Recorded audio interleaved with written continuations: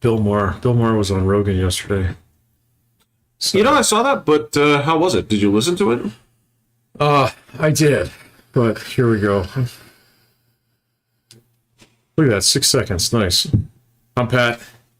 I'm Jeffrey. What are we doing, Jeffrey? Well, this is a podcast.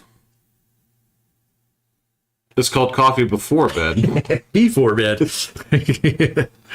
And it's Patrick and it's Jeffrey, and we're going to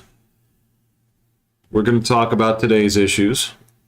We're going to give you. Are we going to talk about today's issues? I was thinking sometime we should tell like old stories instead. Well, I mean, sometimes they kind of come out, but you and I know all of each other's old stories. yeah, but that doesn't stop us from telling. As a matter of fact, like what I found is our discussion of current issues or daily life is what causes us To reminisce. to dive into old stories. Yeah, okay. Because you've never walked into my home with the express purpose of being like, let me tell you about what Greg did that one time. Like, you never, One time at band camp? Yeah. it never happens. It's just like, Right. we start talking about, man, this job sucked. And you're like, oh man, let me tell you about jobs that sucked. And then, I'll tell you about jobs that sucked. yeah, Suckiest sucked that it ever sucked. yeah, Yeah. yeah. Yeah, that's true. I guess all our stories come out that. We'll just let them bleed out naturally. That's all we do. Yeah. It's all completely organic. Like good friendship should be. That's true. Yeah. Yeah. Hey, look at that. I even baked a moral into the story today. So, I've been doing a lot of classic literature, buddy. It's, gross. Yeah. That's great. That's great. I get to make fun of a lot of it. You don't understand how much classic literature is. You would take it in front of like a screenwriting doctor and they would be like, well, this is all just like happenstance. Like, I get what they're doing with the language. I get that these people actually have a thorough understanding and a mastery of how to use literary devices on a level that people typically don't. But in terms of, driving the story, a lot of shit just happens. oh, yeah. Yeah. It's not as deliberate as you think. Well, some of it is. Well, it's deliberate Yeah. because it needs to happen, but there's no. So there's the way I'd like to say it is there is life before and after Hitchcock, because he's the one that really Alfred Hitchcock? yeah, Okay. who really started emphasizing the Chekhov's gun theory. What is Chekhov's gun? That is the loaded gun that you see in the first act must be fired in the third act. Oh, I got it. Right. Okay. And so when he said that the movie storytelling is life with the boring parts cut out, Yeah. right, there's a shift in the way people tell stories where you expect things to link up properly and have a logical, like, And that's after Hitchcock. I would say so. Like, it's not that. Yeah, James Joyce doesn't do that. Yeah, okay, you're right. I'd be hard pressed to say what he does. I mean, Oh, yeah, I know, but I'm just picking out a guy who distinctly does not do that. no. Yeah. And don't get me wrong, but there's and that's not to say that it didn't always exist, but there is an expectation of these things have to logically track. Otherwise, when they pop out, just in the middle of the story, it's like, oh, that's convenient. Right. Because I'm starting to use a different metric when I gauge movies. And this is going to sound a little bit stupid. Is it the respect my time thing? Sort of. Yeah. But it now has a measurement, and it's in minutes. Right. I'm going to tell you right off the bat, it sounds like Jurassic World Dominion is going to fail this test. Well, the basic rule on this here is there's two measurements. There's one that is first, and then there's how many times, right? Okay. That's division. Okay. So Okay. the first is how many minutes does it take before I look at my phone? Oh, Lord. Ooh. And the second is, how many times did I look at my phone throughout the duration of the film? So you get an average looking at phone time per segment. Yeah. Correct. So did it hook me? Did the premise of this actually sink me in or interest me in a good way where I was not diverted from the film? And then if I powered through it, how many times did I have to stimulate my brain in a different way? Well, wait a minute. because Math your on this shit's not doesn't working? work. Oh, yeah. You divide it by runtime. You divide it by runtime. So if you have a 2 hour and 2 minutes movie, then, you take how many times that you divide, how many times Looked you at look your phone and divide it. And you say this is kind of like miles per hour. This is Yeah, but how does the other metric of like how long did it take for me to look at my phone the first time? What does that actually tell you then? That is just a measure of how well the story sets itself Okay, up. so that's a separate. Yes, that's a separate statistic. Correct. Okay, That's correct. Yes. I like it, man. That actually works pretty good because if the answer is I didn't look at my phone at all, it's a good movie. The only thing that I don't like, zero divided by whatever divided by zero would be zero. So you're looking at something with a low score. So if the movie has a long ass runtime and you looked at your phone 12 times while you're at it, it would actually score better than one that had a short ass runtime, but you actually looked at your phone like 6 times. Does that make sense? Absolutely. Yes. Yeah, okay. Yes. And that is time management. Yeah. Got If you're going to ask 3 goddamn hours out of me, okay? Right. And this is sort of something that you can use to look at this here. I mean, you could break this down a little bit more if you felt like it, but I'm not going to write down all these things as I'm going. No, man, it's a good ratio statistic that you can just use, because basically, if a movie scores like, so just for the sake of round math on this, 100 minutes, and you looked at your phone 5 times, it'd score a 20 on that, right? So we're a movie that's 100 minutes and you looked at your phone 4 times would score a 25. So the higher the number, the better, unless it's 0. Does that make sense? But you call that 100. Okay, so a 0 is just a flat out perfect. Yeah. Yeah, okay. Yeah. Got it. Yeah. So the closer that you get to the runtime without actually looking at your phone. Correct. Yeah. Okay. Correct. Yeah. But a 0 look at your phone is just a perfect win. score. A win. Yeah. Okay. All right. Yeah. It's a no hitter. Yes. Okay. All right. That's right. All right. I like it. And see, that's the thing is you have to gauge it as a whole package. So let's say, for example, that a movie has a really weak ass second act. Okay. It's still a whole package. If I look at it 14 times in the second act, but I was clean in 1 and 3, Yeah, right? that works. You still have to average it out because you don't just sell me acts 1 and 3.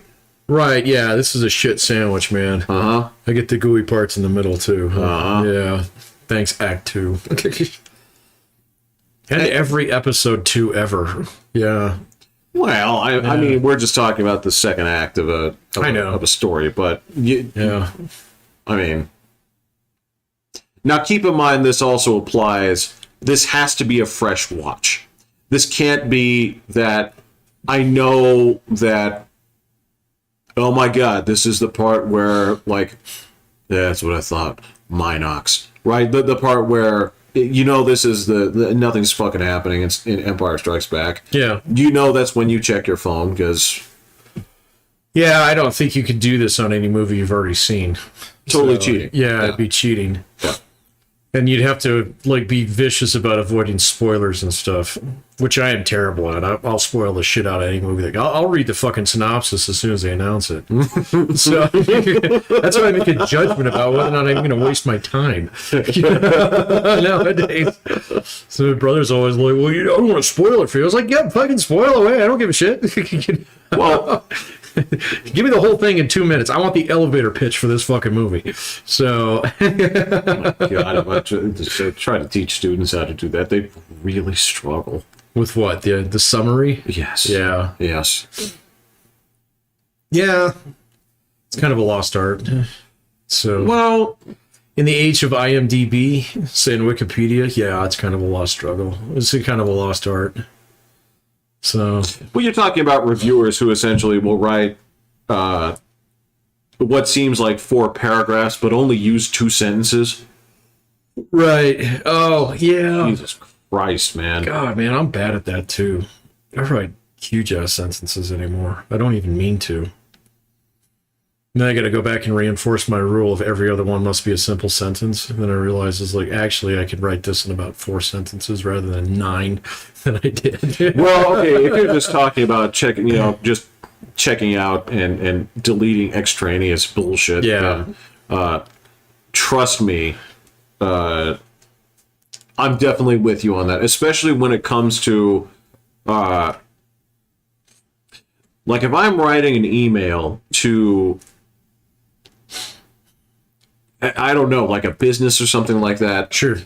I swear to God, it's like I'm in Victorian England because like I'm. Oh no, like, not me anymore. Because I jump out and it's like, hey, my apologies for taking time out of your day. Yeah. I appreciate Fare thee well, what you're sir. doing. Yes, Yeah. exactly. Dude, my emails have gotten so businesslike, they're almost like fucking texts. So mine there are like texts that are actually written in proper English. So it has probably been, let's see, how many emails did I write today? I probably only did about 5 or 6 today. I guarantee you none of them were longer than 2 lines. So, I don't, even when I'm dealing with people outside of my organization, very short and sweet and to the point. I've almost completely ditched any kind of salutation in it. So nobody fucking reads them. So, I know. And it's only in. So I do this. I do a little bit of that when there's a new prospective student, right? Because there's a part of like, hey, I really want to thank you for reaching out to me. Blah blah. Blah. oh, that's nice. Well,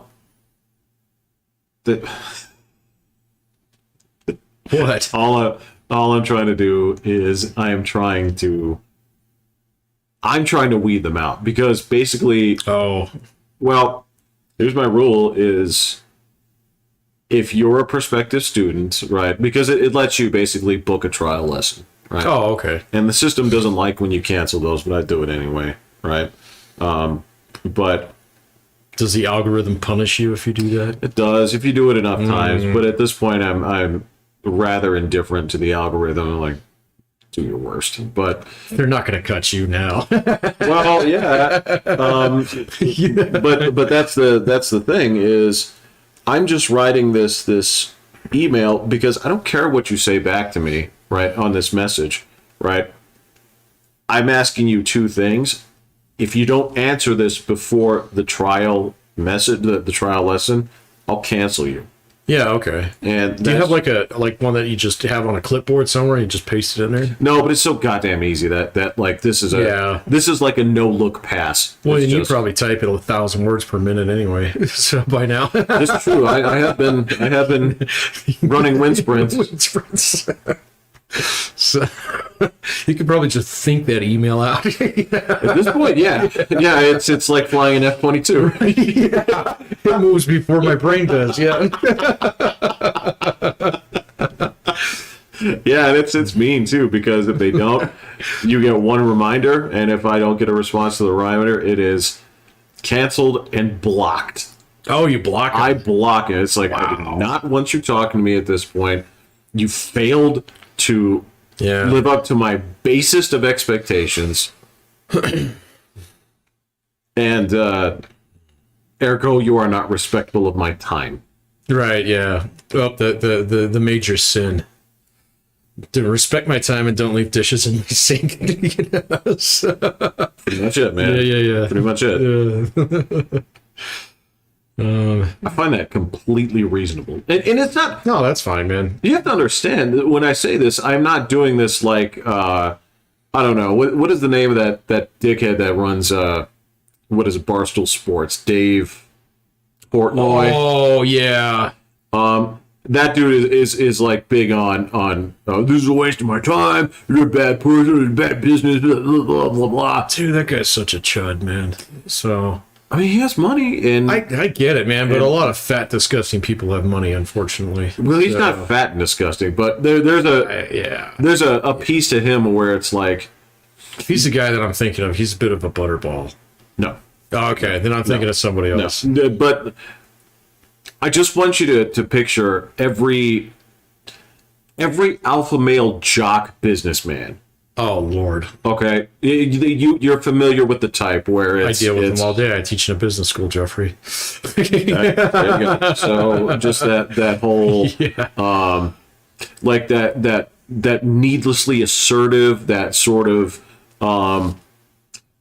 relish cruelty sort of attitude, right? Yeah. Where you understand that this is a business, man. This is a business. It's not a game, dude. It's like there's only enough food for one man to survive. Yeah, it's always a zero-sum game. Yeah. Yeah, no. Fortunately, I haven't dealt with too many students who are like that, but now, like, when I look back on it, there's a few over the years that probably give them about a decade in sales, they would absolutely turn into that douchebag. Coffees for closers. Coffees for closers only, yeah. So, but I definitely understand the mentality. And in some industries, that's 100% true. Sales is probably one of those. I don't know, man. It all depends on how you set shit up and what kind of expectations you lay out and who you actually reward for doing what. And so, like, I would say that if you run into a sales office that's organized around that culture, somebody fucking wants it that way. Yes, exactly. Yeah. So, and I'm not going to say that it's justified by the fact that, oh, well, we sell more cars than anybody else in fucking town, kind of thing. And it's like, yeah, but you're a shitty human being.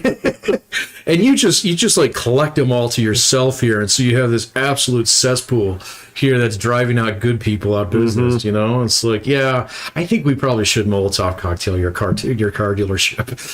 Well, I was going to suggest like buying somewhere else, but you know what? Fine. You enforce justice how you do. That's fine. I don't know, man. Bad business practices do make me want to put on the bat suit and go, like, I don't know, lay down 14 hit combos on people. I'll tell you what, that actually is consistent with your character. That is the kind of thing. There are a couple of things that are known like red flags with Patrick, and that is shady business practice, cruelty towards animals. Yep. Yeah. Oh yeah, cruelty towards cats in particular make me go fucking nuclear. So like, that's not bad, man. That's full blown. Like, oh, what are you talking about? Like, literally beating them to death with sticks? Yeah, I would drive through the front of that building with my AK. Yeah. So yeah. So this is the one time that I've actually said, like, I'd call the police before I got there. I'd tell them exactly what I was going to do. And guys, I don't want to shoot any of y'all, back off for just a little bit, because if you get in this building, it might get shot. No, man, I'm talking about the I will surrender quietly. actions of our neighbors in the Far East. That's what I'm talking about. Actions of our neighbors in the Far East. Yeah, the quarantined ones. That's the ones that are. Oh, the cruelty towards the animal. Oh, yeah, Jesus that's this is like the first time where in my head I'm like, oh my god, we have to burn the whole country. Yeah, I don't know. It's a very irrational form of pat. When you get to that point in time, and like, okay, all right. So not everybody in China is like that. No, in fact, they seem to be objecting. In but fact, it's they do the seem to be objecting. Actual authorities here that are like, just another day. Dog to death. Yeah. So just make the problem go away. And time to make the donuts. Yeah. Yeah. And those are people who need to be doused in gasoline. So, I hate that. Man, see, I told you that makes me very irrational. I know. No, you've been consistent about that. You've been very consistent about it. But also, yeah, when you see people that are... Cruelty towards children's up there, too, now. And it wasn't there until I had a kid. So... unless it's funny. Unless it's... Well, I mean, I'm not talking about 7th grade ribbing here. No, but, like, just the idea of, like, your daughter is like, hold my ice cream cone while I go to the bathroom. You're like, fine. And you just slam the whole thing. Yeah. And she comes back and she's about to cry. It's like, well, no, I have the second one. You go get yourself. Oh, yeah. I'm messing with you. Yeah. Right. No, I just had to make sure that one was okay for you. Right. Yeah. But no, it's not like Christmas and, you know, she opens up her package, you know, that has holes in it. She sees a puppy in there. She's like, "Oh, Dad." He's like, "Yep, get used to it because it's going back to the pound today." Right? That's not the kind of cruelty. That's not the kind of cruelty that I would not take your puppy and just right. take it down to the pound while she was at school because, like, I was tired of cleaning up after it. That'd be so fucked up. You gave it all of 24 hours. I know, yeah. So I gave you a chance, dog. and we knew a guy growing up that it happened to, and that's just, God, that's terrible, man. Ooh. That was Kevin. Remember his dog? His dad just packed that dog up. That's his dad did. Yeah. Yeah, just took it down to the pound while Kevin was at school because he was tired of cleaning up after the dog. That's so fucked up on so many levels.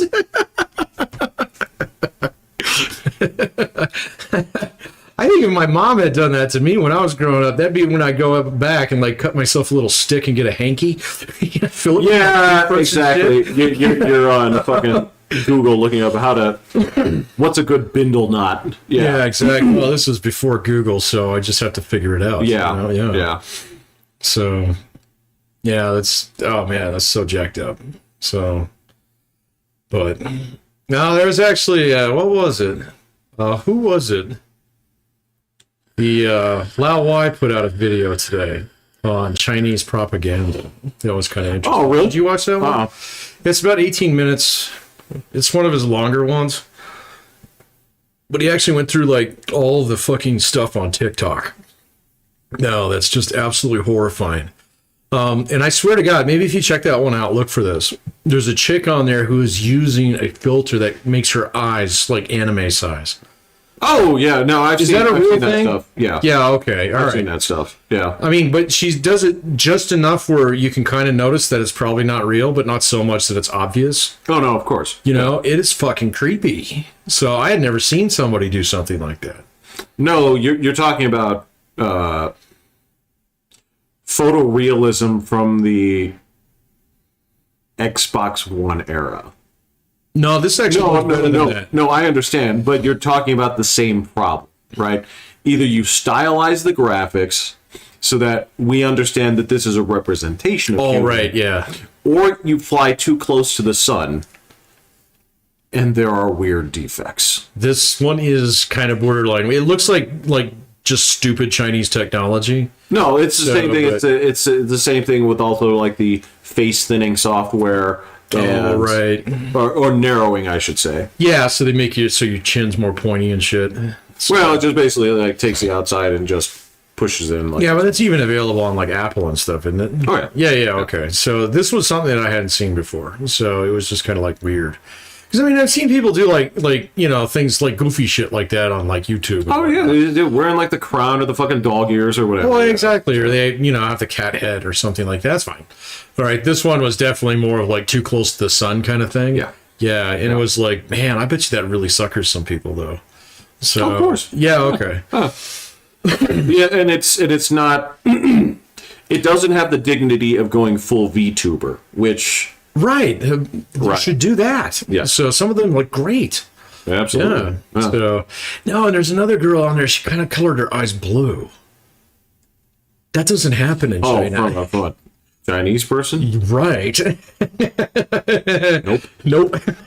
That is. I was like, I guess it might happen. No, it will. I don't think it. It can will never not. happen. I can tell you the science of why, man. All right, I'll believe you, man. Like, So, so number one, we are talking about the brown eyes being the dominant gene, of course. Okay. Right. Blue eyes being recessive. right. And that would also imply that somewhere along the way there had been genetic mixing in the history of that area, right? To where theoretically, Possible. well, no, what you have to understand is that means that people with recessive genes, recessive blue-eyed genes, in a country of 2 billion, okay, we're coming across, and yes, you had it so that only the recessive were matching in a largely, and I mean overwhelmingly, Yeah. Okay. homogeneous. How far back would you actually have to have that trait manifest itself in an individual before it's completely gonzo? You'll never see it again. Do you understand what I'm saying? I do. what I don't remember is whether or not that's permanent. Like once it's in once it's in your permanent file, it's always there. It's just that It's etched on your hard drive. yeah, or if it happened before you were 13, it's sealed by the court. I don't know, but Right. You know what? I asked a microbiologist. I'll bet you he would know. Oh, we know one of those. Yeah. He's back. He's back. Okay. Yes, he is back. I picked him up from the airport. Yay. Yes. So, did you go in the airport? No. No, you just stayed outside. Yeah, just in those. Upper level, lower level. I would have preferred upper level, but I don't want to confuse anybody. I didn't want to say like, meet me at Arrivals, or That is Arrivals. Arrivals. Yeah. Right. So you just said downstairs. Just said I'm downstairs to the left. Yeah. Right. That's where I always pick people up too. I don't know. Last time I flew out of there, though, I had to drive by and see if there were like carts and stuff. There's none. So nothing. So Nope. I was there a while ago, and yeah, that service it's finished. finito. That is a vestige of the past. They did have them in Phoenix. They had sky caps in Phoenix. But it's Phoenix. It's a huge airport. And they have them in Denver, And too. I guarantee you they're all airline employees. So, yeah. Yeah. But yeah, they definitely have them in Denver. Yeah, I haven't been to DIA in a while. So No need. No, there is no need. No. Yeah, no. Unless I was flying like international or something, I'd probably still fly out of here and just catch a connection up in Denver. Probably. So, yeah. Yeah. So, maybe. I don't know. So, Well, I'm going to level with you. I don't have anything planned to Brussels or Brussels. Oslo or Right. Davos. I'm going to Dubai next weekend. Yeah. So I'm going to go meet some Russian contacts. I'm about to get a good deal on a yacht. yeah, no shit. This is like a worldwide estate sale. Right. Yeah. So the luxury tax clearinghouse. Yeah. Yeah, police auction. Yeah. It is kind of a police auction. That's true. So, Frankly, I don't even know how this is really enforceable. I don't know what branch of law this goes under where they're saying, yeah, we're just going to seize all the shit of these Russian oligarchs. it's Interpol. So they can do it through Interpol. But what's the crime? Well, it's just based upon sanctions, so I don't know. There's got to be something within the actual sanctions that were put forth by the UN that gives Interpol the authority to be able to do that. I have no idea. I'm not going to go read the fucking thing. So, Yeah, that's true. That is not my branch of law. oh no, I know very little about American law, let alone international law. Like, I know the good stuff about American law. Well, I know the parts that I like about American law. That's not just like, I'm not going to tell you much about tax law. it's simple stuff where it's like that we park on the right side of the street. Right, yeah. And we face, when we're parking on the right side of the road, we face forward. We don't park in reverse on the right side of the road. Oh, yeah. Oh, man. God, no, man. I know so many people who back into a parking spot anymore. What? Okay, why? So it's been explained to me that that's referred to as combat parking. Okay, So because they teach you how to do that or something in the Army. So, no, listen, we had to do that on the rig. Why is that? Well, because their argument was, and they're right, they said, if in the event of emergency, like explosion, Right. okay, we don't want anybody backing up to leave, you need to be able to just pull out straight away. Okay, that makes sense, though. And if you looked in the wrong way, the company man would come and it's like, who did that? Busted. Is that you? Go out there and fix that. Oh. Because they can get in trouble for that. Oh, okay. Yeah, this is like a firm regulation. You don't do that.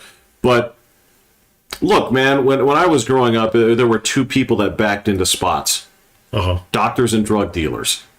Doctors? Yeah, because you get paged, you have to leave, Oh, okay. right? Same thing goes with I got paged. right.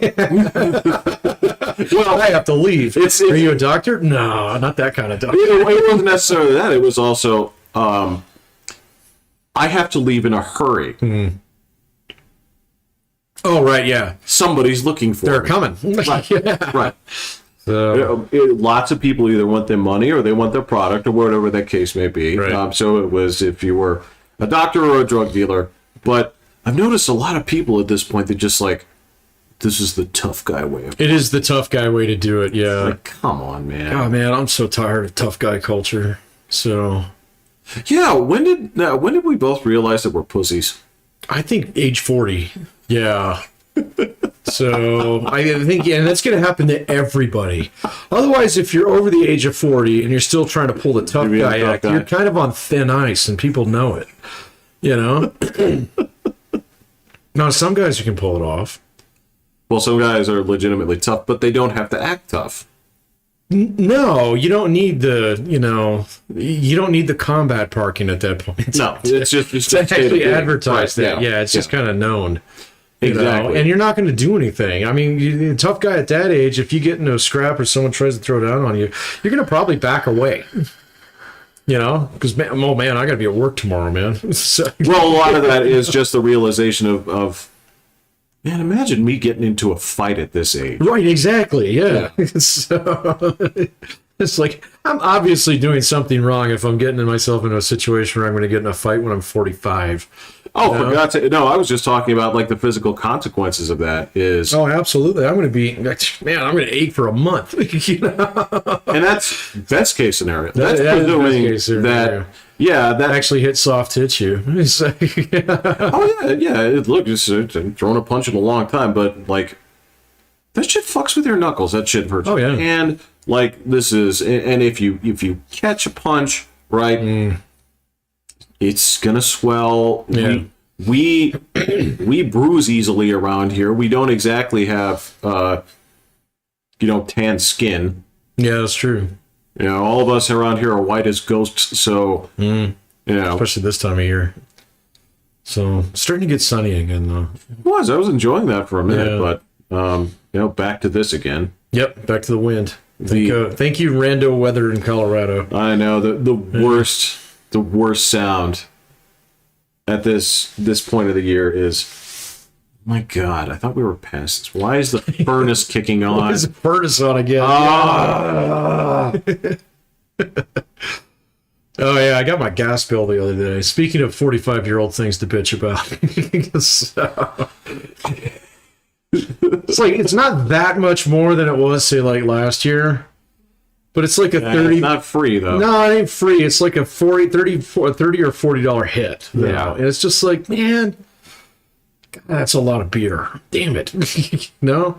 But it's also kind of like, is it really that big of it? It's a very tiny percentage of your monthly take home. Yes, but You just find like little things like that are kind of like, goddamn Democrats or something. And they're really not related. So you seem to be skeptical of that. I don't know what's related at this point, man. I know that I know that my underpants were in a little bit of a twist yesterday when What happened yesterday?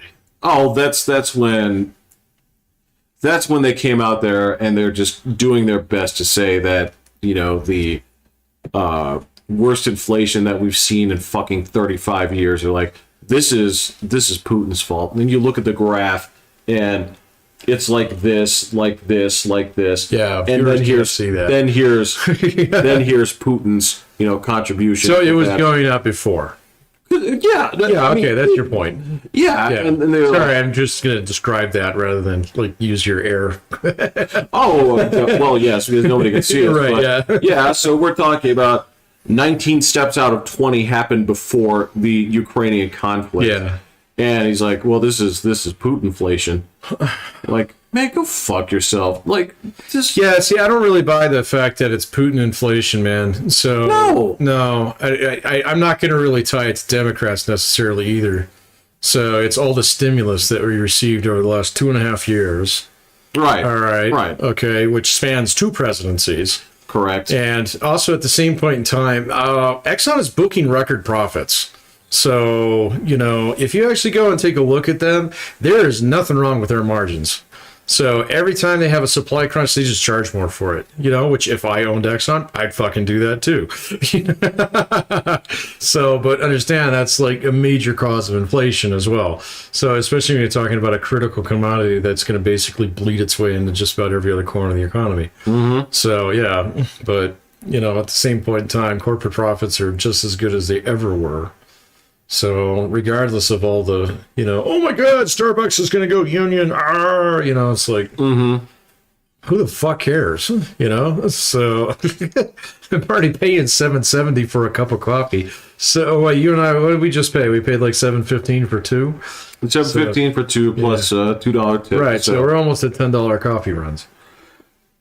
Well, that's for two. Yeah, I understand that. So, Well, we've been doing this for years. No, so and I remember like going and like you barely spend $2. So at Starbucks. Granted, that was a long time ago. No. What I'm saying here is when you're going for the unit, so essentially $5 per. Sure. Yeah. Yeah, effectively, because tip, because we do pay $1 per stopper. Well, yeah, we're nice guys. So yeah, Yeah. we're both very generous tippers. So, Well, of course. well, duh, yeah, right, yeah. Make up for all that karma that I lost when I was actually working for tips. No, dude, what are you talking about? When you work for tips, right, and you take the blood oath to join the House of Martok, right? That is a contract that you make with every other, gratuity employee. That's true. From here on out. Yeah, that's right? true. That is just it's not a bro code. It's something where you cut your hand open and you guys share blood. You understand. So I've had some pretty shitty service over the years. I have never stiffed somebody. Nope. So no. Nope. And I mean, even though there are a couple times there's like, this person doesn't deserve a nickel. It was like, I'll still give you 10%. Correct. Yeah. You can protest tip in some of those cases. Normally you tip a round number. Now you do like $1.50. So, just because they kind of know, it's like, well, that's a nice even 10%. Yeah.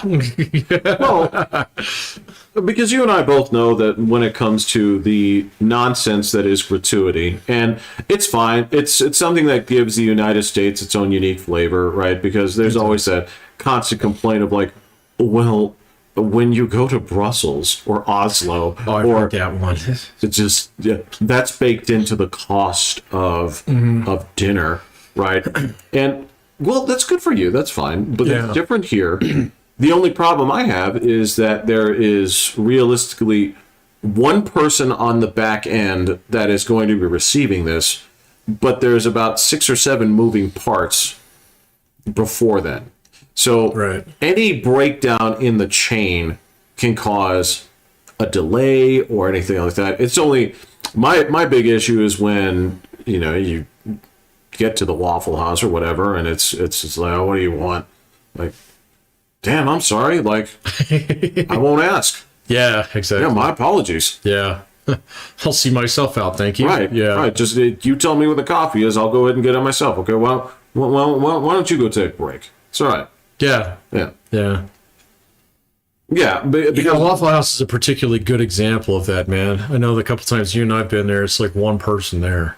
Sometimes they are the single greatest human being that's ever walked the planet. They're juggling every table, and they're doing it with grace and sophistication. Yeah. And then the other time it is... What do you want? Sit anywhere. Sit anywhere. Menus are on the tables. Yeah. Yeah. Yeah, so... But I still, I'm never going to stiff anybody. I mean, if the service is just crappy, it's like, well, I'm not going to go out of my way. But there can always be so many things that go wrong. Yeah. For that to happen to you. Yeah. Yeah. I don't know, man. Sometimes, like, I definitely think that there's workers out there that definitely deserve your sympathy, but then there's others that's like, man, why the fuck do you put up with this shit? Time in, day out, over and over again. kind of thing. And it's just like, come on, man. Eventually, you got to take a look at things to say, man, this shit ain't working. Oh, I mean, that's a fair question. Like, retail's just not for you, brother. Like, Oh, yeah. you're never going to be happy. Yeah. Like, and I get it. Like, customers suck. I don't like dealing with it. No. Some people are fine with it. Yeah. I don't know. I didn't really have too many problems in customer service, but I mean, there were definitely some jobs where it was more difficult than others. Yeah, actually, like phone jobs were pretty rough on me. I know you did pretty well with a couple of them. Yeah, to a point, but eventually I would hit my breaking point, and I'd become irritated at the same things. It's like, this is all the same shit. You guys, when it all comes down to it, you run the same business. You have the same accountability model, which is just fucking retarded. Oh, in call centers? Well, yeah, because in order to have comparable metrics, they all have to have this survey taking system. Yeah. Right? Because that's the only... Nobody takes it. Well, they do. One of two people do. Oh, right, yeah. The people you asked nicely and they really liked what you did. And the people are fucking mad at you. And there's never any discretion to be able to say, well, we got to pitch this one because, right, my boy did everything right, but this person didn't get what they wanted, so they one-starred his ass, right? Scorched him on the survey. Right? But they all have to do that because that's the only way that they can actually compare metrics versus companies. That literally has to do with how they measure things in JD Power. Right. So see, when I was in call centers, they didn't really have that.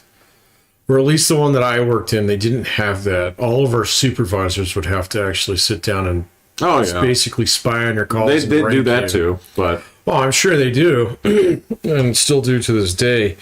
But we didn't have like do you have 5 minutes to take a, customer service survey at the end? Or maybe they did, and I just didn't know about it. Might not. That could be possible too, come to think of it.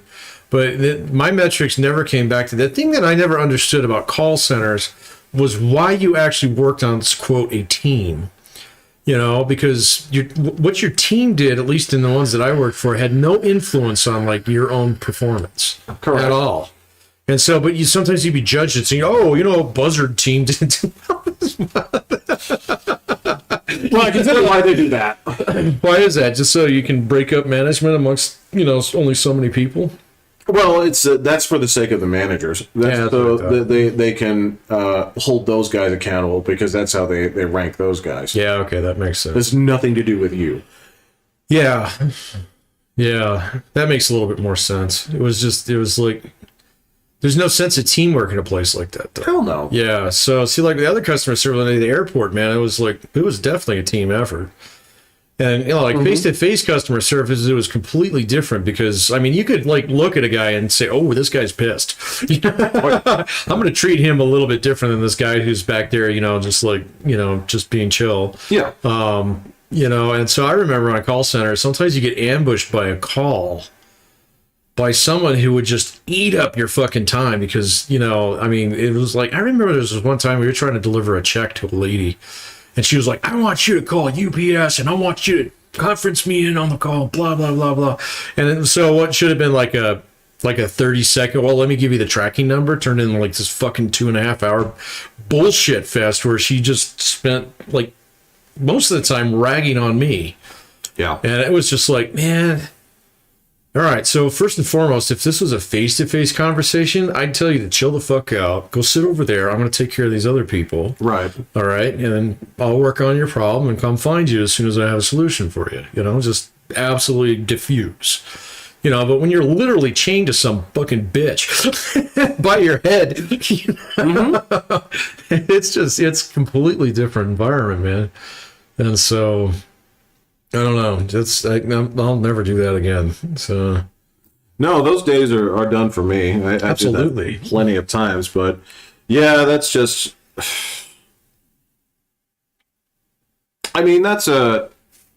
You're a target. You have to be. There's a sense of somebody's calling in. Nobody is free to actually address the issues of the issue, right? It's sort of like the what they used to say about AIDS, where they're like, what is this? well, the old thing they used to say was like, when you sleep with a person, you sleep with every other person they've slept with. Oh yeah, remember that? You remember that? So with that, when you have to do some kind of customer service, you never just get the issue of my check's late. It is you sleep with every other problem that they've slept with, and that's what you're going to get. God dang, that's a really good metaphor. Because it was like she was cashing out her IRA because she was going through a divorce and blah, blah. Exactly. Yeah, I know. Yeah. And I mean, I can just remember that story right now because I remember the UPS guy was like, I need to let you go. And I was like, the lady was on mute at this point in time. I was like, you understand she's going to make me call you back? She wants me to patch through to the driver, man. So, because it was like, I got to get this check so I can get the fuck out of here. Blah, blah, blah. I get it. Yeah. So ain't nothing I can do about it. And nothing I can do about it. I can't fix it. I used to tell people that in baggage service all the time. I was like, bags in Dallas, we're right here. Why don't you go on over to the hotel? You're going to do that anyway tonight. Okay. I'm going to buy you dinner. And that thing's going to be there by the time you wake up in the morning because our first flight comes in at 7:00. Okay, that's the best I can do. Well, can't you get it here faster? Nope. So the only thing I can do for you is make sure that it's actually on that plane, so you don't have to worry about it tonight. So it's like, could you tell me what the alternative is? Right? Yeah, I can't teleport your bag here, buddy. I sure can't. Otherwise, you'd be out of here 10 minutes ago. It's like, and I understand that you've been reading Popular Mechanics and you've been looking at that one suitcase-sized rocket, right? The Hyperloop. But you got to understand, my friend, that's at least 5 years. At least 5 years. Yeah. And my airline will be the last to buy him. So, yeah, we'll lease a whole bunch, but we actually won't own shit. No, we won't own shit. Yeah. And that was the part that got to me is it would. They'd hold you accountable for dealing with all of the human customer service aids that they bring to you. And like, I get it, but at the same time, you're not hiring a team of psychologists. Right? Yeah. It was always like, it seemed like every metric that you ever measured by in customer service was like arbitrary, Sometimes. And it could be complete luck of the draw, but it's almost like the lack of actual metrics, like a sales floor, you can tell who's doing best. Yeah. That's pretty easy. So if it's a compliance-based job, okay, who fucks up the most? Okay, that's pretty easy too. But customer service, it's really hard to actually evaluate that. And quite honestly, like, a lot of it is just due to the fact that companies, they're not willing to give managers any kind of discretion on these things because they get sued. You turn around and, I fired that chick. She wasn't working out too. Did you know she was pregnant? It's like, oh, fuck. You gotta have guts to be like, yeah. Yeah, exactly. I did. I fired the hell out of her. That was strike one. Yeah, right. She was already on my shit She was list. already halfway out the door anyway. Yeah, you're right. That would take balls. I mean, look, they're either going to like be upfront with you. They'll be like, "You can't do that." Like, I did it. What are you going to do about it? So yeah, I'll probably fire you, but so be it. So be it. Or you have guys that are like, well, you can't say that, but yeah, that's kind of not a kind of manager you want to have, because then you're both going to get in trouble. Well, unless at that point you start, concocting the lie, right? Right. A very convenient and feasible company lie, which is fine. That happens. That happens more often than you think. I've seen that happen so many times. It's like, we just want to get rid of this guy, and so you just bird dog his ass for like 3 months trying to figure out, just write him up for every last little thing, and finally you heave ho him. Because you're trying to get them to quit. You're trying to get them to quit. You're trying to like literally either intimidate them or just like have them see the writing on the wall. This job's not for you, and I'm going to keep watching you until you actually try and go. Yeah. God dang, we used to do that on the railroad all the time, man. So that was my boss's strategy. So to get rid of guys on there, and then he wondered why nobody liked him. I kept making science like, dude, this ain't rocket science, man. So they see you hiding in the weeds over there, brother. They ain't stupid. No, it's at this point you've got to do one of two things. You either have to stop that, or you have to be that guy. Well, yeah, he kind of wanted his cake and eating it too. That's sort of it. Yeah. Yeah. If you are hiding in the weeds, guy, you have to commit to it, right? And or behind the plants. Yeah. You own it. You say, guys. Yeah. Just so you know, anything you do, I might be in those plants. I might be in those bushes. And I would be halfway tempted to say, I've seen it. I've seen it. I appreciate your honesty. Yeah, I believe you. Yeah. It's the guys who yeah, we know you're hiding in the bushes over there, Lance. But, you pretend like you're not, and then just kind of nonchalantly, like with his hands in his pockets, whistling Dixie on the way. Yeah. So you got his little cowboy saunter, Right. You're like, what you doing, man? You flying out? Yeah. No? No. Because this is a fucking airport. Right, yeah. What'd you do? Come here to get your car detailed? Yeah. What are you doing here at 7 o'clock at night? Right. Yeah. Yeah, I've had a few bosses like that over the years. He was not the only one. No. He was just the one who was the worst at it. Exactly. Man. He was just so stupid. Yeah, exactly. Yeah. Exactly. So. It's not the slick people that you catch on with this. It is the people who are too stupid to be slick that try to be slick. And then it's always funny. Well, it is kind of funny. So, God, I remember he used to park in his manager spot, too. Of course. You could see his fucking car. Yeah, because, of course, he was entitled to that spot. I got the blue parking pass. And so it's like, oh, yeah, his car's here, man. So, you remember that? He'd park it on the other side of the airport. So, where anybody could park over there as long as they had that blue pass. And so all we had to do was, like, literally walk to the other side and look over the rail. He's like, no, he's here. Oh, and of course, this is...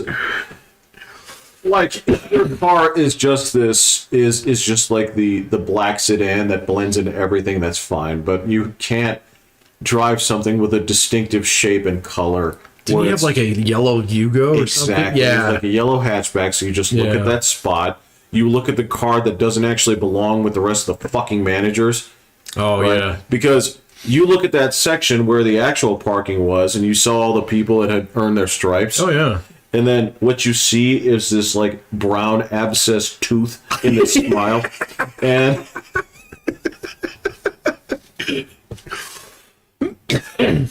like, you stupid fuck, what are you doing? And every now he'd try to come up with some shit. He's like, oh, I'm here to pick up my wife.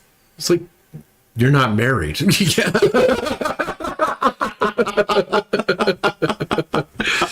Yeah, it was really ham-fisted, man. I don't know, though. I mean, I don't think he was necessarily incompetent. He was just dumb, That's it. Yeah. So, like, I've had truly incompetent managers. Guys who just, like, no fucking clue what was going on. The place is falling apart. Place is absolutely falling apart. It's held together by a few core guys who actually know the fuck they're doing. Yeah. And they all run circles around the fucking manager, And all the employees know it, too. It's like, well, he's technically in charge, but if you need a day off, go ask Pat. Kind of thing. Because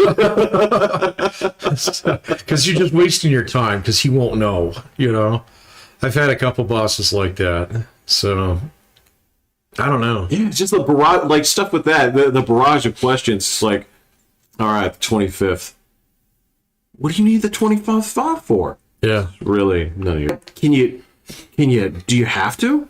It's like, yeah, absolutely, but I'm not going to discuss. Can I get the fucking day off or not? Right, yeah, exactly. I'm putting my time in. It's not your question to either say what judge the evaluate the legitimacy the meritocracy, of my time. To go there and look at the fucking seniority roster and see, like, okay, I have time. I asked for it. This guy has time. He asked for it. I'm higher on the list than he is, so I get it.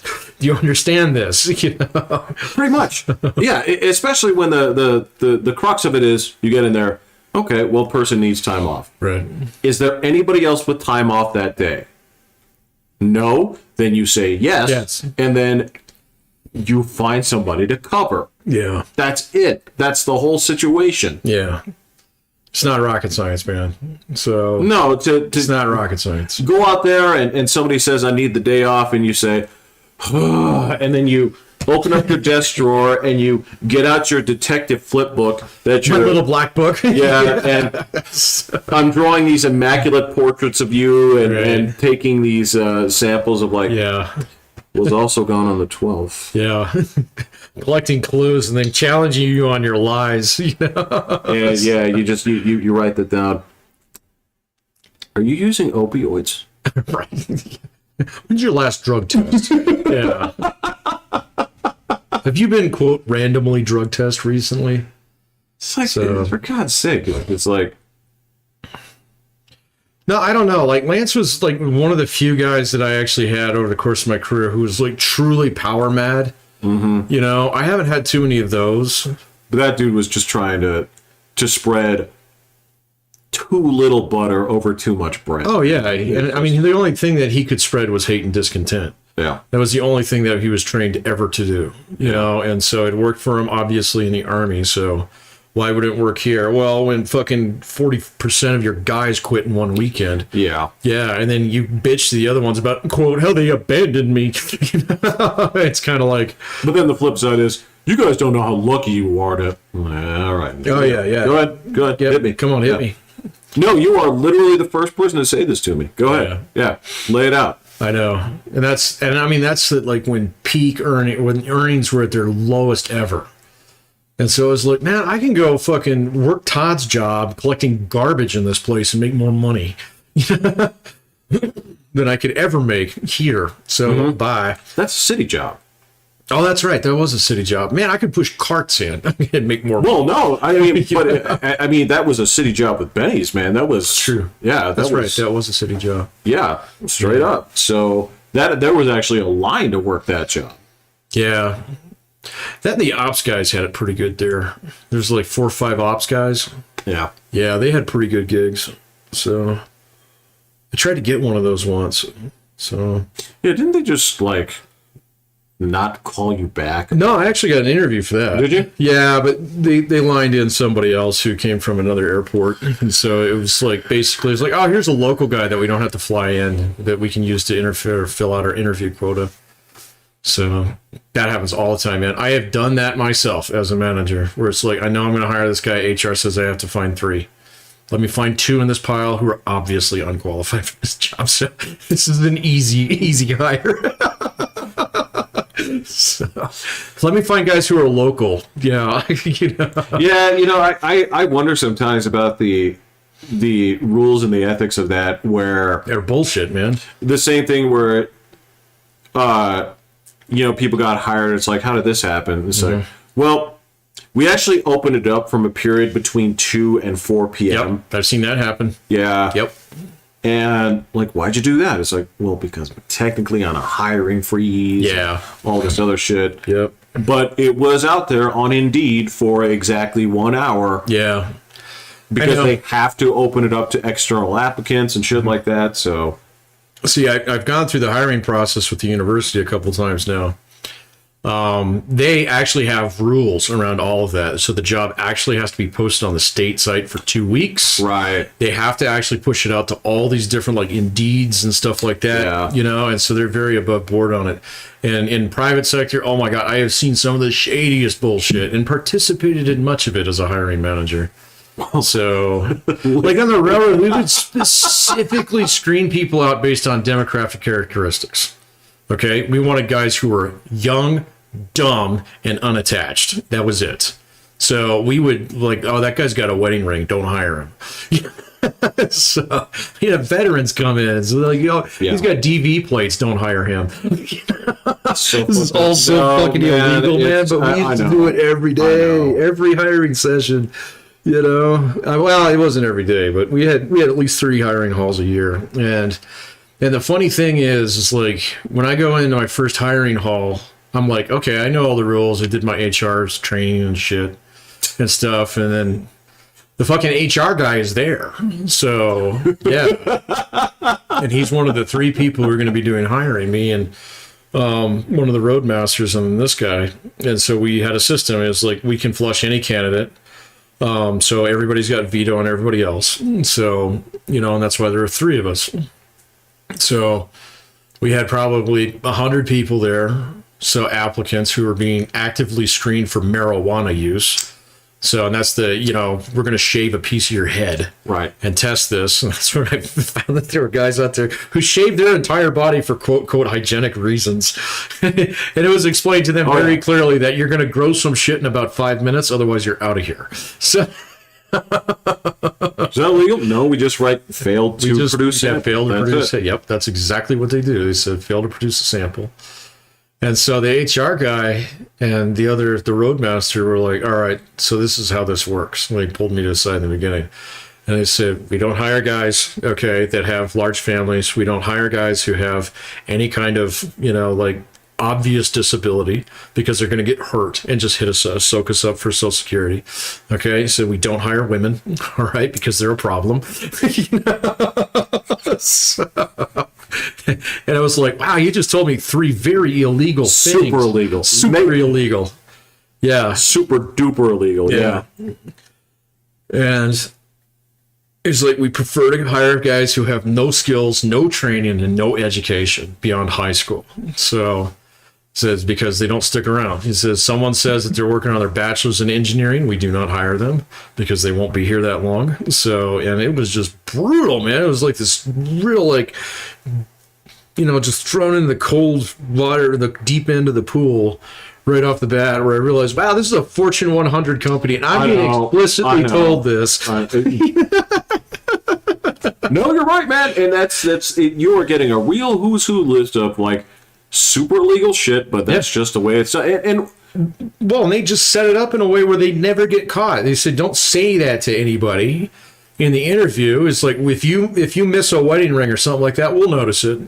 So, and we'll talk about it when the candidate review at the end. So it was just like, holy shit, man, you guys are really, really upfront about this, about the fact that you're not going to get caught. So, okay, fine. And it's so discouraging in a way because there's what exactly is the version of this that you're supposed to could you as a parent, take an entirely pragmatic view of all the things that you've seen and enforce these things to your child, or do you like to preach to them that, well, this is where daddy worked, right? This is not how it's supposed to be. I don't want you to think this is the world that you live in. Yeah. Or do you just break it down and say, this is how it goes, kid? So I haven't done that with my daughter yet, but I do it with my students all the time. I tell them the exact same story that I just told you. And, I look at the shock faces that I get around the thing. And I was like, look, there's a reason why I don't work there anymore. Okay. I wasn't comfortable doing that. All right. Does that mean that every company out there is now magically above board? Fuck no. Okay, but you're going to have to make that decision. I made mine. I feel good about it. Okay, but fundamentally, did I participate in some of that stuff? Yeah, absolutely I did, because I wanted to fit in like everybody else. You're going to be no different when you get out there and you get that first big management job. Okay, you're not going to let your boss down. You're not going to turn around and say this company that spent $10,000 to fucking hire you wasted its money, kind of thing. And so you're going to have to make that decision. So, but it's better that these things exist because now you can watch out for them. So, because the worst thing is you just go out there and be completely naive about this and run into it the way that I did, because it comes as quite a cold shock. So, well, I don't even mean that from a management standpoint. I'm meaning that from an employee standpoint. From an employee standpoint, yeah, I would totally tell my daughter that. So, absolutely, I'd be like, when you go in, understand a company's never going to treat you better than it does on its first day. Okay. And so if they're pulling bullshit like that on you on day number 1 and you can suss it out, that is not a place you want to work. You can go find, you can do better. So just because there are places like that in the world doesn't mean that there aren't places out there that play it completely straight. You can go find one of those easy enough. So, it's your choice where you work. Well, no, it seems, no, you're absolutely right. I just, I feel like there's a way that if you presented it as such, you could become so despondent as a young person, right? Because there is a certain amount of, I had trouble reconciling, the gray rules Right. Yeah.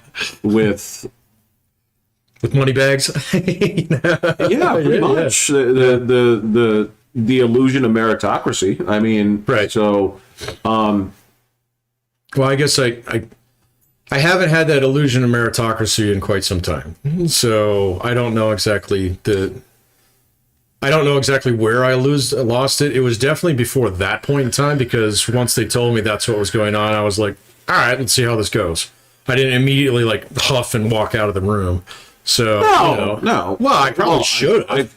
I've walked out of the room. I've absolutely fucking flipped tables or whatever. Yeah. It's So, but I guess like I got a little bit more disillusioned with it before then. I don't think that there's any lack of opportunity out there. Let me put it that way. Okay. I think when you try and force a play on a certain place, that's a different story. Yeah, I suppose that's true. Yeah, that's a different story. That's true. Yeah. Okay. Because like eventually with every organization that you're going to work for, you're going to have to make a decision. Do I cut? Okay. Or do I live with it? And sometimes it's really easy to live with it because they treat you well. My current employer, they treat me great. Mm-hmm. Okay. I love them, man. So I'll teach there as long as they let me, or unless conditions change. All right. If conditions change and they start, like doing things, I can't see them doing that, but it does get to the point in time where you either burn out on the job or, the expectations they're placing on me are out of line with like what I'm willing to do. Yeah, fuck, I'm gone, Oh, no. Well, and it might not even be the institution. It could be me. Or you, or it could be that change of management, right? Where they enforce the rules differently. Yep. Or, they just have an attitude. It's like, Patrick, we have certain unspoken expectations around here. Well, you better start writing those down if you want me to follow them. Well, and then there's the part of like, show me in the book. Yeah, exactly. I have adopted the Jeff theory of management law. Did you write that down somewhere? Then I don't have to do it. So, but yeah, I mean, I would absolutely like, back then it wouldn't even occur to me, at that point in time to walk off the scene. It was just still kind of shocking. And then I did at least 3 or 4 more hiring halls after that where I was like full-blown participant in that. So it was like, yeah, we're going to ask everybody the same questions. I'm going to sit here and look at you like I'm listening to you. But in my mind, it's meow, meow, meow, meow, meow, meow, meow, meow, meow, meow, meow, meow, meow, meow, meow, meow. Yeah. So, and then I guess like, yeah, when I convey those stories to my students in some respects, it's kind of like, it's not meant to say that like, there's opportunities out there that are closed to you. We obviously know that.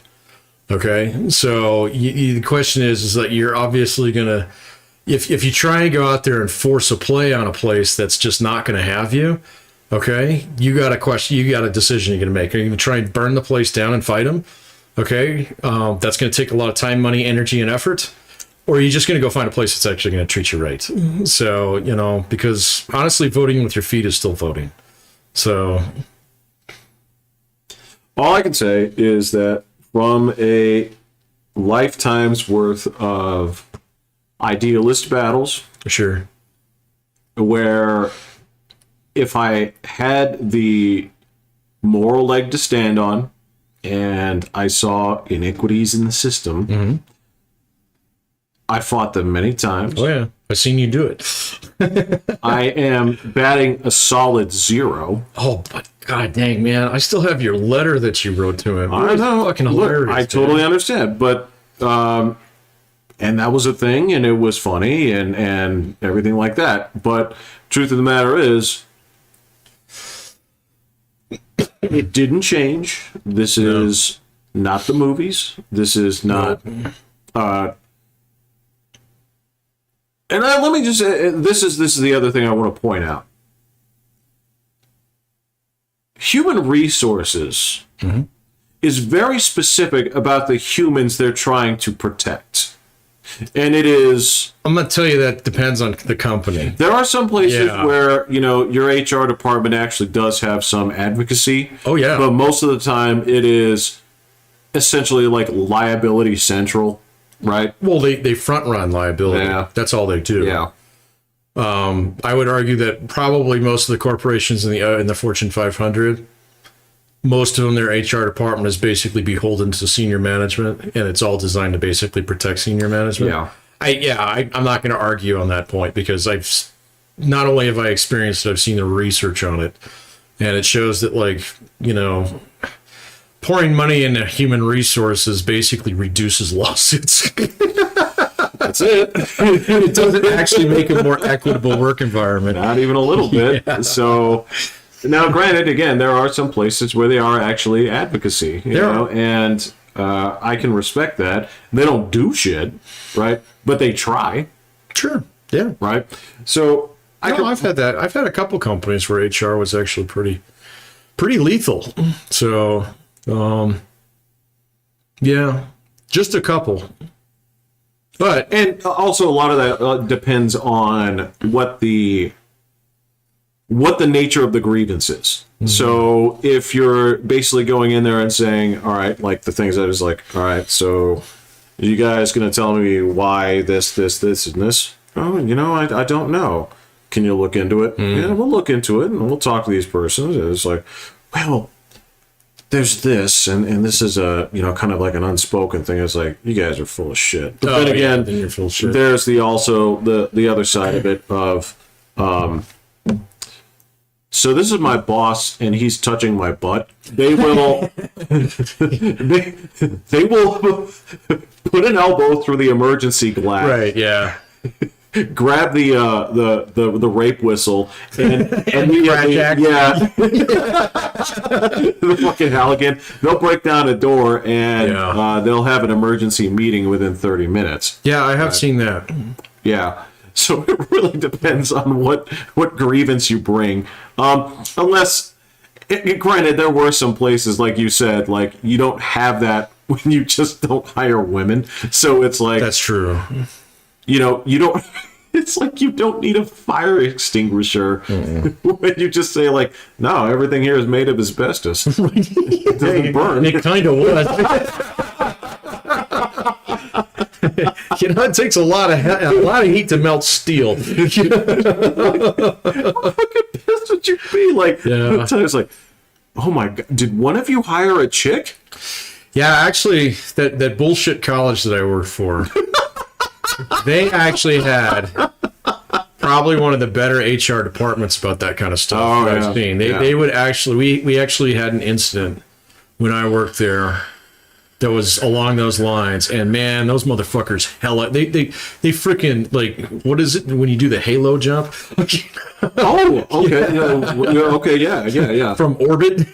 You know? Yeah. And they were there so fast, and they ran a really professional, like, I mean, they sent 2 people out within a day. Yeah.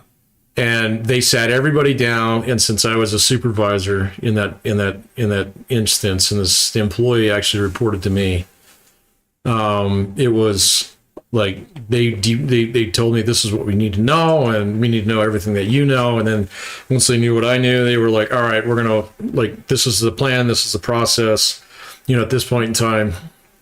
And man, they fucking handled it like surgeons. No, exactly. You know? Yeah. It's like you have a secret. Yeah, it's like part of HR, right? Mm-hmm. Is just they will move this stack of paper to this bin and back, and then there's something like that where you mentioned that, and they're the fucking Mossad. Right. That was very much the case with these guys. Yeah. Mossad. They need answers. They need them now. Every minute that you waste is time away from the incident, right? Which is deviance from the truth. Yeah, we got to solve this in the first 48. Yeah. That's what I said. They'll have an emergency meeting within 30 minutes. Yeah. Right, and they'll canvass the shit. They'll be like, who saw what? Yep. Ask him. Put them in separate rooms. Yep. Yeah, that's true. Yeah. There is that little bit of, see, you know you done fucked up, right? Right, yeah.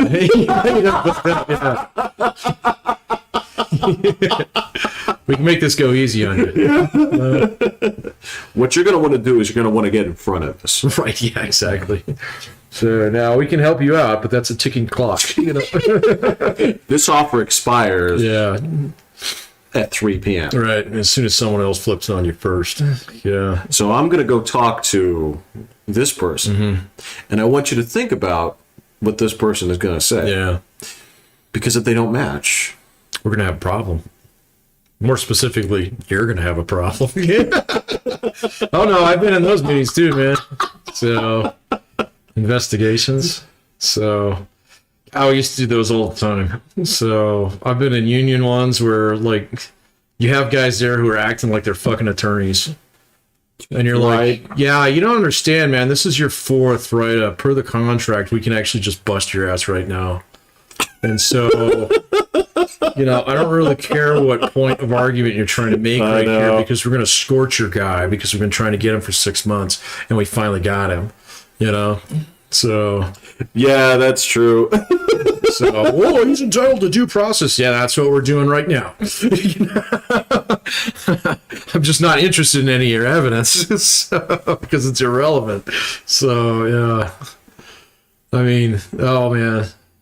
Yeah, there's all these places that are all like worried about unions, but unions actually make management easier. So, I mean, it's like literally having a coloring book. You just have to color within the lines. Right. You know, as long as you do that, it's fucking easy. So, Well, see, that's actually something I respect, where it's like, okay, butt touching, okay. yep. Offense is first. Okay. Right. Yep. Flow chart logic. Yeah, corrective action, this, plus written warning. Yep. Okay. And then if it comes down to butt touching 2, Yep. you check and make sure that all of your procedures were followed. Yep. Because if you fuck up anywhere, Yep. that's on you. Yep. And you have to let the perp slide. Yep. Oh no. And I've done that too. Where it's like, oh, actually, you know what? We don't have that one on record anymore. I guess this is now your second offense rather than your third. Have a nice day. You know? I'll be in the weeds. This is fucking okay. Like, there's this. So I don't know how much of this eventually polluted your time stream. And do you remember like the Activision Blizzard fallout of all these supposedly inappropriate? Yeah, whatever happened with that? Well, I guess their big announcement the past couple of weeks was that they made big moves to expand and bring in new people to their diversity and inclusion. But they're not getting rid of the old people? I don't know. It's not gonna fucking work then. Well, it's so funny because like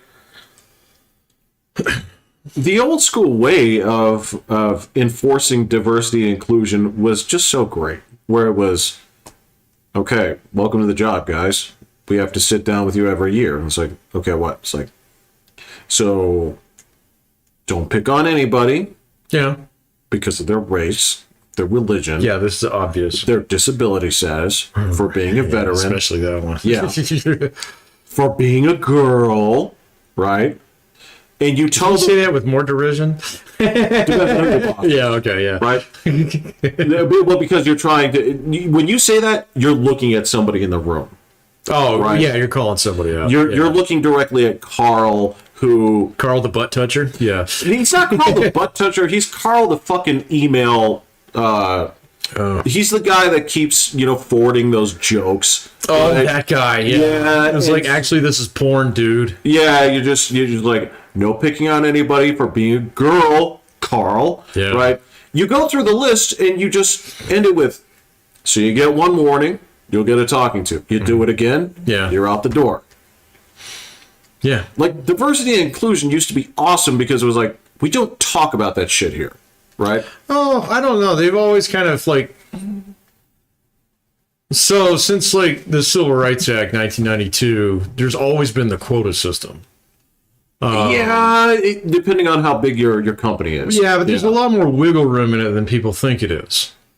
Okay, so you like if you have a factory in the middle of a town that's 90% black, but all the workers in it are white, They're being busted. you're going to get busted. Yeah, exactly, and you're going to get busted for that. Okay, so because your workplace is supposed to somewhat reflect. It doesn't have to perfectly reflect. Yeah. In fact, it's got a lot of wiggle room in it in terms of like it's got to like somewhat reflect the surrounding community. Yeah. Otherwise, you're playing picky choosy with your employees. Okay. So that's Absolutely, called adverse impact. Yeah. So that part of the diversity thing's always been there. At least as long as I've been working.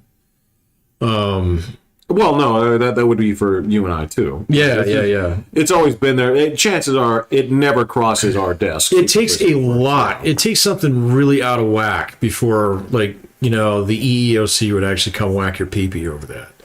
So like most of the workplace, like even the one where I work on the railroad is like 99% male. Okay. So, but like, honestly, we were governed under different rules. Okay. So, because like we were grandfathered in before a lot of that shit.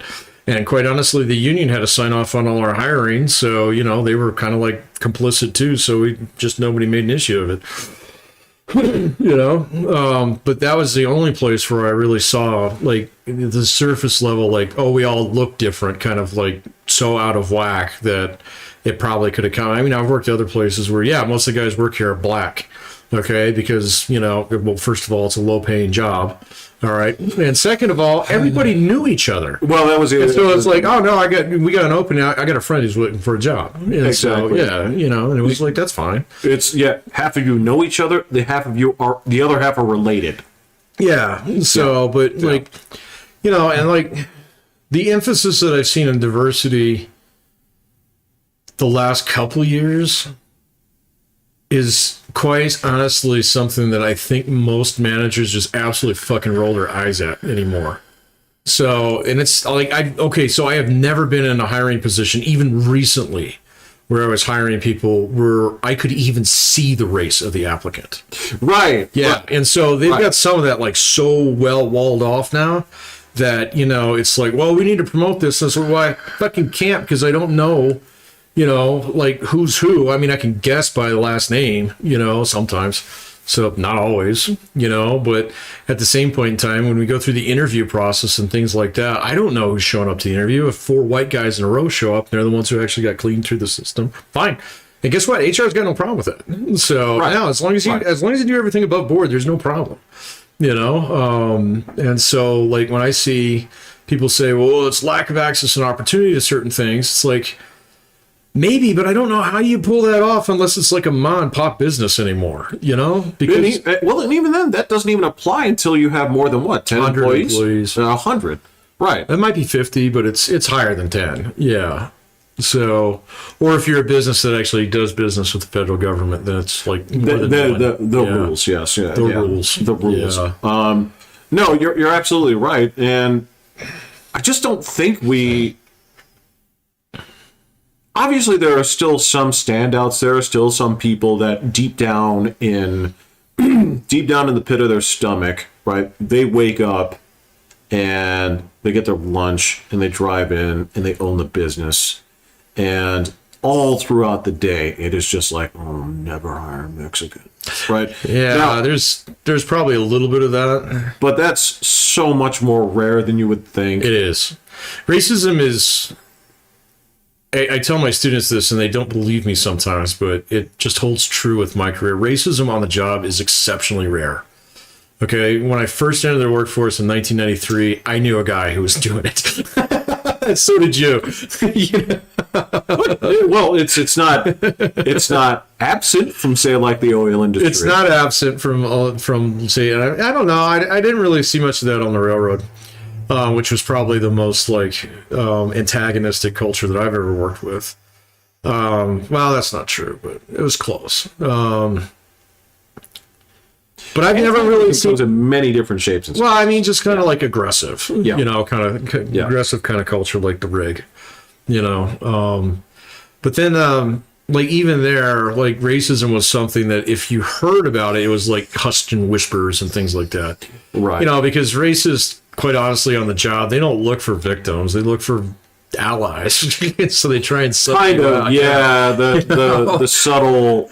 They're looking for the guy they can tell racist jokes to and not get ratted out to HR. So, you know, and then it goes from there. So, Yeah, you know. it's kind of like the dead giveaway questions on a personality test, right? Oh, yeah. You know, where it's like, do you prefer to be alone or in big nasty crowds? Right? It's a little loaded. Yeah. You know, versus You prefer to mingle with others, or do you like to stick to your own kind? To the close people you know you can trust. you're like, My kind? What's that mean? what? Like libertarian left? Libertarian. Like- Yankee fans? Or like, when you say my kind, do you mean Koreans? No, I hate those fucking people. No, it's like- okay, racist. You know. So, but like, and then like, so like, misogyny or sexism is much more fucking common on the job, Of course. especially in certain industries. There are certain industries out there. I don't think you'll ever get it out of there. So yeah, I mean, you probably could, but not without like massive brain surgery. So you know, No, I would argue that you can't, because I'm you never going need to say you can't. you need those kind of people in those kind of I jobs. understand that. I think you could actually retrain. I don't think it would be worth the expense. I don't think the people who own companies like that right now would ever go for it. But I think honestly, from the ground up, you could build any organization in any industry with along lines where you could stamp that out. So you know, Well, okay, so let me say this. In order to do that, there's two things that you would have to do. you have to fire everybody who works there right now. All right, so you're on top of that, and on top of that, you'd have to hire, not just based off of thinking that these people don't have those qualities. You also have to hire thinking that those people. You have to hire basically people that will stand up against that culture. You could do that too. Right. Yeah. And that can be a difficult thing to suss out when you're Oh trying yeah, to. that would be. It'd be monstrous. It'd be monumentously difficult to do. But I mean, I think if you're going to build it from scratch, you could do it. So Okay. Yes. Yeah. So our complete. I forgot. Well, I mean, and you're talking about an industry in there that is so based off of cronyism and Yeah, you'd have to get rid of all nepotism. You'd have to scrape out all burn of all the that isms. that. Yep, you'd have to burn it all down. Which would require that you actually take it away from the people who are in charge of it right now, and they won't give it up without a fight. So it's just yeah. So I'm not discounting the difficulty associated with that, but I think like regardless of the industry, I don't think there's like industries that naturally lend themselves like, you know, to a certain stereotypical archetype guy. I think that's just the way that we like to have those jobs, but you can actually reorganize any job if you really want to. I would argue that there are some Like what? sports. Okay, yeah, but like if I was going to absolutely burn down the NFL, you know, I could probably achieve it. So, you know, in one way or another. Yeah, the thing that I'm saying on that is like when you're not really hiring athletes. I mean, if you want to call it that, you are, but you have to go in there with the perspective of, look, you need guys in this type of industry, right? Because they have this mentality, and this mentality is why you see a higher percentage of, say, jailable offenses that people skirt on, right? Yeah, but I mean, I could get like, I could probably break that in that industry if like maybe I put a cap on like nobody's allowed to play in the NFL for more than 2 years. Okay, so that would literally force me to like dig much deeper into the pool. So, well, you're talking about while maintaining the same quality of the game. No, I'm not going to promise that. No, clearly you're not. No. Because look, I could turn around and say, like, yes, I'm going to hire the IT department. as the new Denver Broncos. And these sure. guys are entirely cooperative. Yep. Like, It's going to be interesting football. well, it just depends on what the other. So, but see, that's it. I'm not asking to have my cake and eat it too. And so if you're going to turn around to me and say, well, the most important function of an industry is to be efficient, okay, then all right, fine. Like, yeah, there's definitely industries out there I'm not going to be able to reform. Right. Okay. But if you say to me that, well, the most I like, at least a competing ideal, which is allowed to take away from that first one, Yes. is to actually have an equitable workplace. Yeah, I can probably fucking do it. So, you know, Yeah, I could do it. Yeah. my team's not going to win anything against 49ers, but, you know. So, Look, man, you don't have to. Well, it depends on if it's also the 49ers created from the HR department of Silicon Valley. Yeah, right? exactly. Where it's like, hey, Jim, how was your weekend? You know, it's like, how are the kids? it's good. It's the first time to break out the bikes this year. Yeah. You know, so if you I'll have see you those, at practice on Thursday. you know, versus, you know, if the Ravens still have guys that are like, gonna bust your gut open and watch you die, right? Then Yeah, this is a little bit different. Yeah. hiring practices have to be insane in Baltimore. I understand. I don't know if that's an ideal world. So No, it but- sucks. No, it's the one we live in though, and I guess like as long as some for of the that sake of stuff the is product. fucking kind of contained Yeah. in those. Yeah, I mean, because people wouldn't pay for my football league. I get that. You know, Well, so I would, because it'd be fucking funny, man. If you watch the guys from The Office play as your defense. right. I mean, so what you have to be mindful of your objectives, and if there's no part on your objective list that doesn't say not to finish 0-17, Yeah. right? Then yeah, I can do everything that you're talking about, and Yeah. we'll play a friendly game of football, and you know it'll be the rules, Right. but the product will suffer. I mean, it's the same thing. Like Sure. you bring in actors that, Oh yeah. you know, they may not have a great past. They may believe weird things, but they draw money. Yeah. Yep. Yeah, and like I said, it's your choice if you want to engage in an industry like that. You know, when you force the play, so and then you know you get slapped back on something like that. Like you know, heart goes out to her. But I had a student a couple of years ago who just was determined to become an NFL football coach, and I'm like, that's so fucking awesome. But it, you know, just deep down, you know, it's not going to happen. So I know. yeah. And so it's kind of like, all right, well, I'm not going to pop your bubble. So I know you don't listen to podcasts. No, and the bottom line is, you know, as I've said to other people, I'll say it, you know, very publicly now, like, as long as you're okay, as long as you find satisfaction in the pursuit, whether Sure. or not you actually make it, is irrelevant. That's, yeah, but she was definitely not of that mindset. So, Few people are. yeah, exactly. Few people are, you know, and that's like, I don't know, maybe like once I start like completely looking at meritocracy as a means to an end, it didn't bother me as much when I ran into injustices like that because it was like, well, fuck it, I'll vote with my feet. I'm out. So, you know, Well, it disgusts me, but Sure. at the same time, the general solution was, can I find a job with individually set metrics and deliverables only interpretable by one person? right. And on my own time. You did pretty well there, man.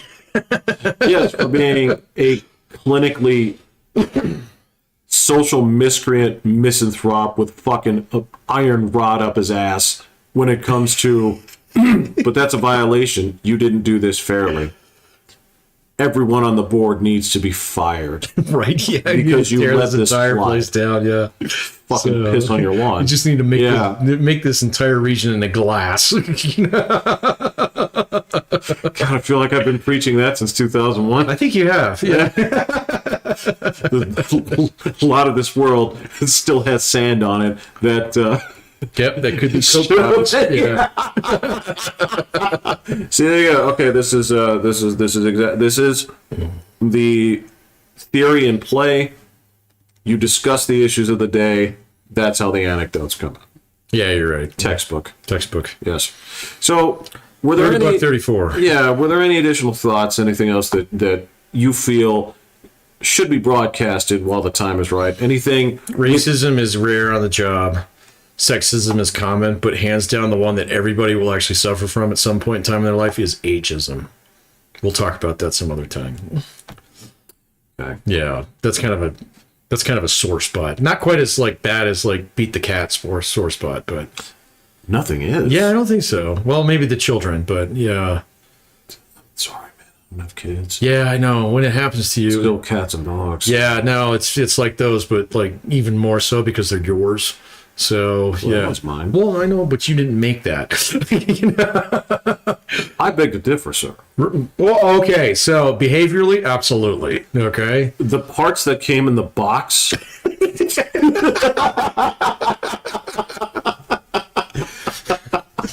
Just so like everybody knows, we are with Brenda Kinsasha here. I didn't realize she was assembled on site. Dude, you get one Allen wrench.